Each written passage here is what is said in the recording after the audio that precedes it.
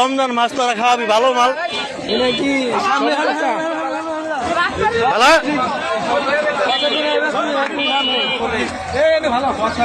সবরি ভালো এই যে দেন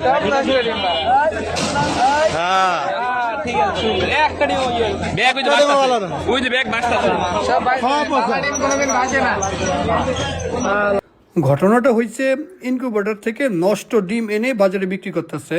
ইনকিউবেটরে ডিম দেওয়ার 4-5 দিন পরেই ডিমগুলো চেক করলে ধরা যায় কোন ডিমে বাচ্চা আছে কোনটার ভিতরে বাচ্চা নাই। যেই ডিমগুলোর মধ্যে বাচ্চা নাই এগুলো আবার বাজারে এনে বিক্রি করে। এইটা নতুন কোনো ঘটনা না, এমন অনেক এলাকা আছে আমি পার্সোনালি জানি। ইনকিউবেটর থেকে ডিম পাইকারে দিয়ে দেয়, সেই ডিমগুলো সারা বাংলাদেশে ছড়াইয়া দেয়। বেশিরভাগ ঢাকা শহরে এই জিনিসটা ঢুকে ডিমগুলো। তো যারা দয়া করে ইনকিউবেটর চালান ভাই এইসব কাজ না করাই ভালো। আর যারা পাইকার তাদের কথা না বলাই ভালো। পাইকারদের দোষ নাই, মেন হচ্ছে ইনকিউবেটর যারা চালায় তারা।